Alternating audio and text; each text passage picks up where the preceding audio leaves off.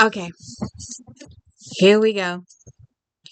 Book 22 and a half if you're doing the FBI series, or book 6 in the BRITT series, and it's the final one. There was never another one after it. This was just the last one.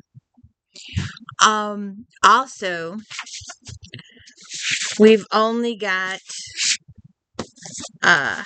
5 more left in the FBI series. Labyrinth is next, and Deadlock, and Vortex, Reckoning, and Flashpoint is all that's left. So, I made some notes. It's all one story. There's only one plot line. So this lady, who was a scientist or an astronaut, scientist and an astronaut. And oh, by the way, this is the D. Louise book series. And if you could please like and subscribe, I would so appreciate it.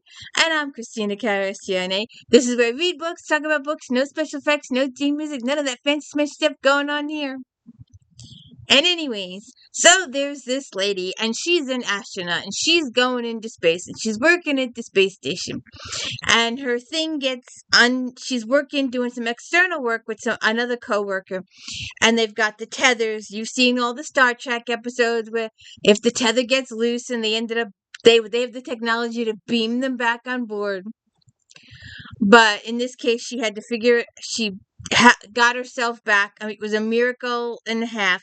But during that time that she was detethered, and during that time that her life expectancy had shrunk to like this, she had an experience with an alien mentally, whether it was real or fake or phony. She 100% believed it was real. Whether she developed a split personality or psychosis or whatever any of those medical terms are. Anyway, during this time, the seconds that she was detethered, she had this experience in her head, or in real life, who knows? But she totally 100% believed that an alien was trying to contact her, and her alien wanted her to eliminate all the computers and satellite and technology in the earth so the aliens could come to Earth and they would rule with her.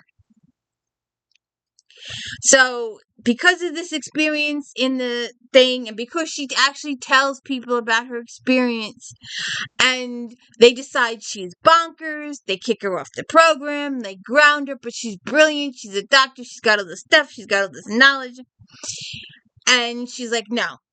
So the alien comes to her in her little dreams or in her quiet space, whatever you call it, and says, hey, look, we need you to get this thing from this guy, Broussard. And you know what bothers the heck out of me? It drives me bonkers. Absolutely bonkers. So he's Jean-Pierre Broussard. And he reminds me of somebody else that's currently in the news like all the time right now. But we're not going to go there. But so she's like Jean-Pierre in one sentence. Then she calls him Jean in the next sentence. Then he's Broussard in the next sentence. I'm like, make up your mind. I've had too many books do that. Well, one person is called 5 different names. It irritates the life. It's just a small little pet peeve, but it irritates the life out of me. So we've got Miss Nayev here, or Patel here, whatever you want to call her, and she's decided that she's going to go. The alien has told her to get Broussard. The Broussard has found this holy grail. It's a stone, whatever. He gets its location.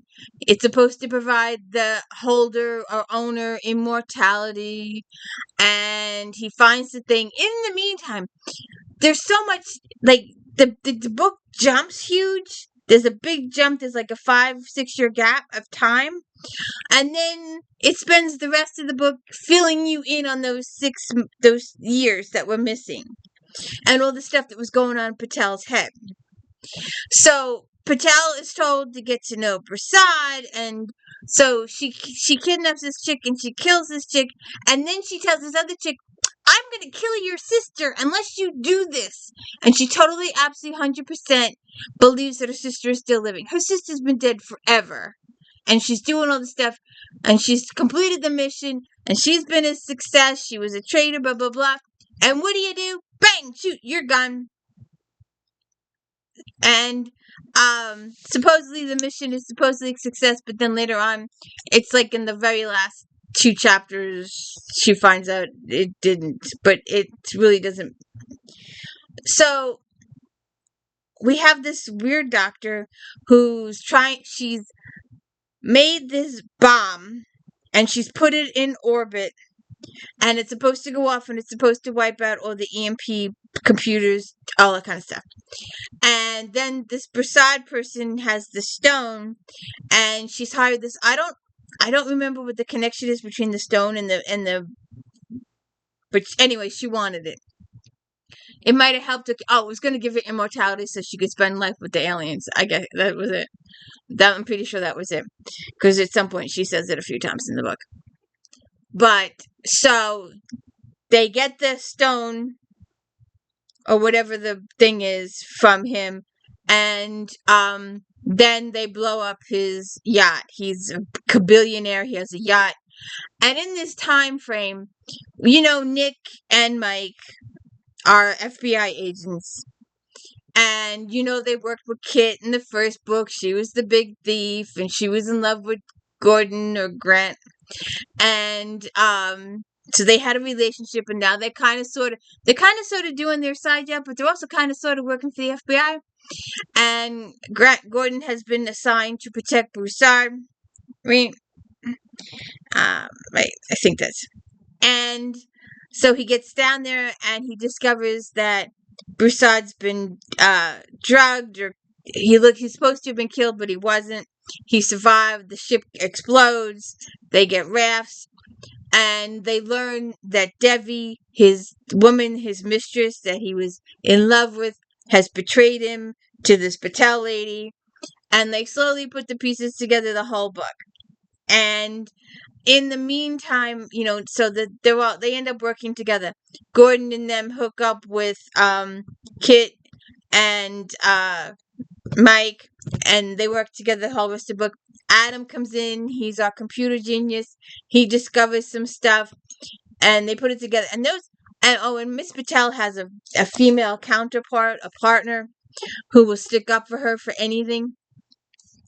But that's basically, she's decided she's going to set off a nuke in space on the satellite. She's going to wipe up the EMP. The aliens are going to come down. They're going to take over.